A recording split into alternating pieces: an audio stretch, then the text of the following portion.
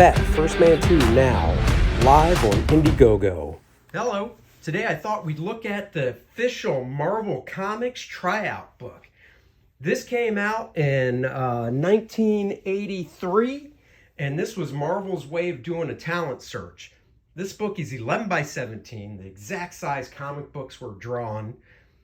It's printed on heavy Bristol paper, the paper that was used by professionals and is still used today by professionals. I bought this as a kid. I don't have mine anymore because I actually did go through it and use it and work on inking and things like that in the book, as you'll see.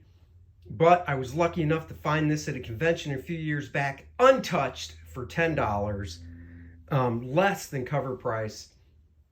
Actually, at a convention last weekend at Heroes Giant Size Minicon, somebody had one for sale, untouched, for $25. I almost bought it just to have two of them, but I didn't. Anyhow, the cover and all the art on the inside is by John Romita Jr.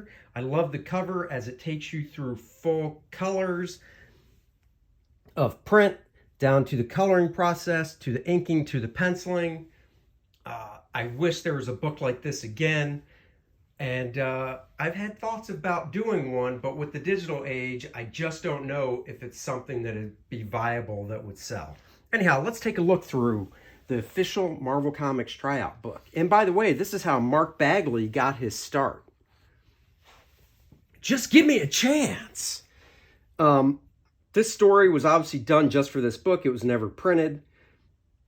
Oh, this is actually, wait a second. Penciler John S. Romita.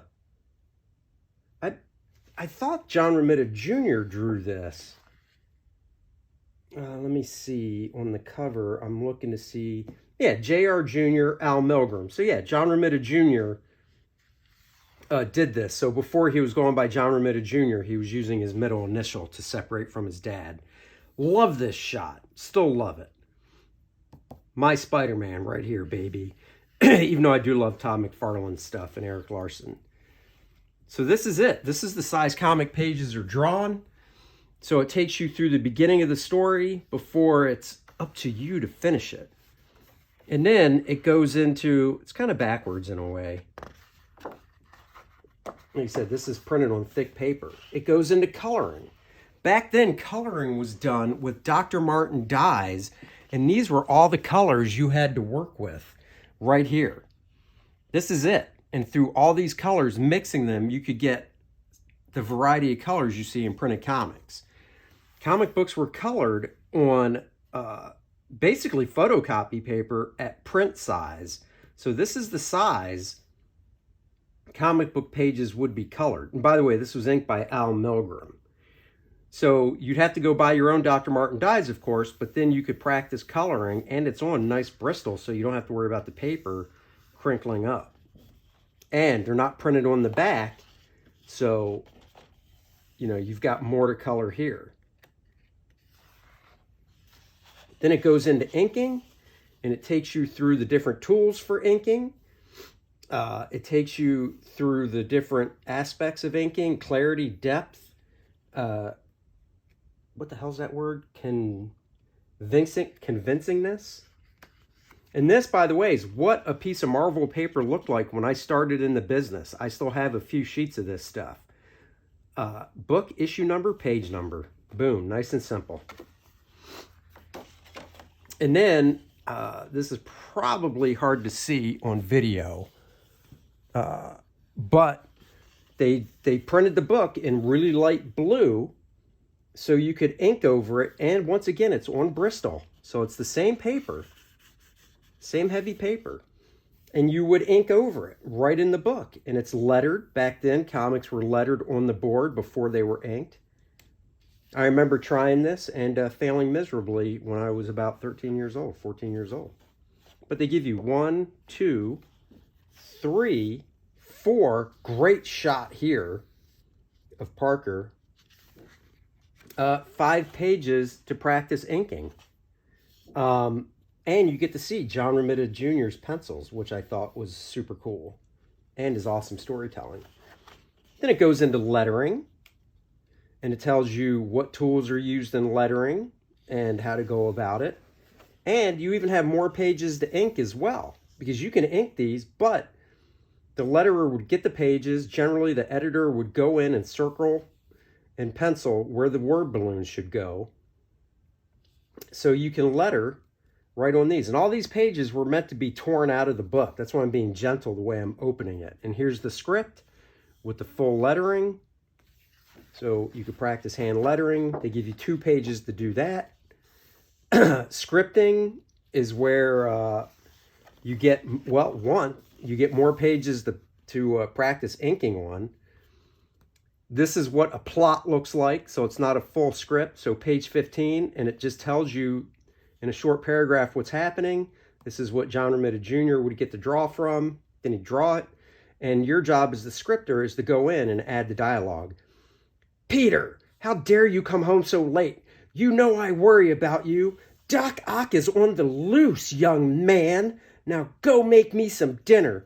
Oh, Aunt May, I love you so much. You care so much about me. I'm not worried about Doc Ock. Let me give you a big squishy hug. Mwah. This is why I don't script comics. So you have 1, 2, 3,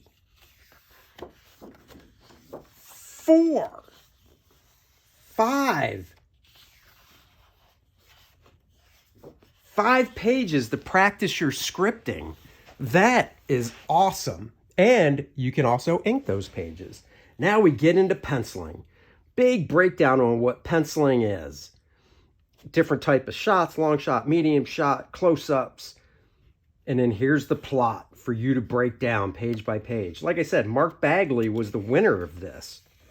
And I'm trying to remember the inker. I can't remember if it was Dennis Janke or Dennis Rodier that I think won the inking part. So anyhow, you got the plot, and you've got 1, 2, 3, 4, 5 pages to practice penciling on. Now, not really, because you really just want to pencil on the front. So you actually have 1,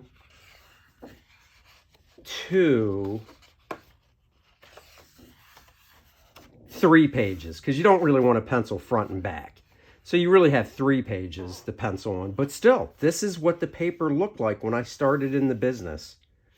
So that's their first one. Now, they did do another one in the 90s. And my buddy and fellow professional, Art Taber, actually did some of the work in it. He drew the cover. It says covers by Art Taber from 1996. I do have issues with this one, no pun intended, and I'll show you why. This is 11 by 17 as well. So you've got your intro. This is Andy Kubert artwork. I can't remember if Art inked this stuff or not, but I love seeing full-size stuff like this. And it doesn't mess around. It goes from that, then it goes from this is what a color guide looks like, and you can see these are colors are 4-color process CMYK, and let's see, yeah, Art Taber inked this, and by mixing these colors together and these numbers, so this says Y25M35, so 25% yellow, 35% magenta makes that skin tone right there. That's what that means. 70% yellow, 30% magenta makes this color. 25% cyan, and K is black, 20% black, makes this color. God, I love seeing full-size stuff like this. And then it goes into the color, the palette, and it shows you the different percentages and stuff. So this is definitely more involved than in the previous one. It gives you pages to color right here. This is print size, nice thick paper again, Bristol, which is beautiful. So you can practice your coloring. This is before computer color. Today, if you wanted to buy this, you could. You could rip this page out, scan it in. You got some nice pages to practice. They give you 4 pages to practice coloring right here. Then it goes into inking. This is where they cheaped out and dropped the ball. Okay, so before that, this is pretty cool. They show the pencils Andy did, and then they show inks by Terry Austin. They show inks by Tom Palmer, and they show inks by Scott Koblish. So you get to see 3 different inkers, how they interpret the same panel. So that's pretty cool. They goes into tools and stuff.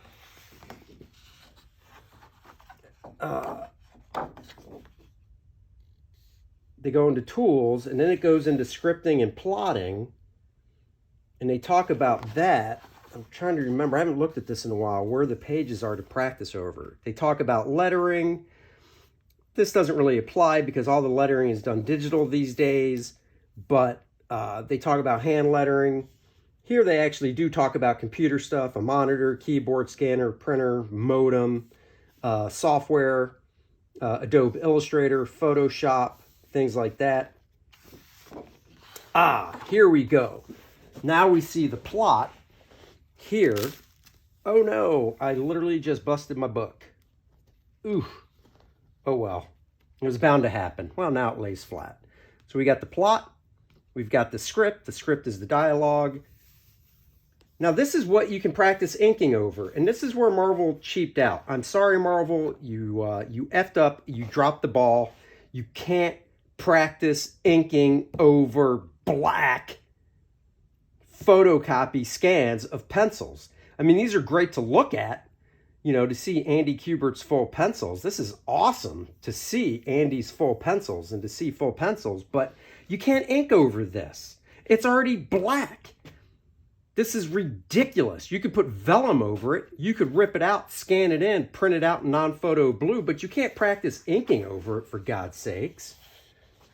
So it's stupid. They cheaped out. They should have printed this in non-photo blue for inking practice. But no, Marvel got cheap. Surprise, surprise. But there are beautiful pages to look at. And they show each one, the plot by Fabian Nicieza and the script. Nicieza, sorry. So you can see how Andy interpreted the plot. Now they do get into penciling, and they do give you, this is what their paper looked like at that time in 1996. I used to have some of this. So it changed some, and it shows. It prints at 60%. So if you reduce this 60%, that's print size. So you've got 1, you don't want to draw on the back. They don't even rule it on the back, so that's good. 2, 3, 4, 5. 5 pages to practice penciling on. So these are the 2 books. They're more of a collector's item than something you would actually want to draw on and mess up. I wouldn't suggest it with the available resources online. Like I said, I would love to do a book like this and then package it with my Drawing Dynamic comics, but I don't know. I don't know if it would sell or not. And print costs for something this size definitely probably isn't cheap unless you're doing a very huge quantity. So there you go, guys. I hope you enjoyed this video. Of course, do more and go back. First Man 2 Learning Curve. Talk to you guys later. Bye-bye. Luke Henry, after kicking Monarch's ass to the depths of space, is back on Earth, and now he's looking to save the world from the Fourth World Foundation. Sure, he had help from Penumbra before, but she's not helping him this time. He's got to face it on his own. He's coming for a villain known as Adonis. He'll do it. You'll be there. Back it now. First Man 2 Learning Curve.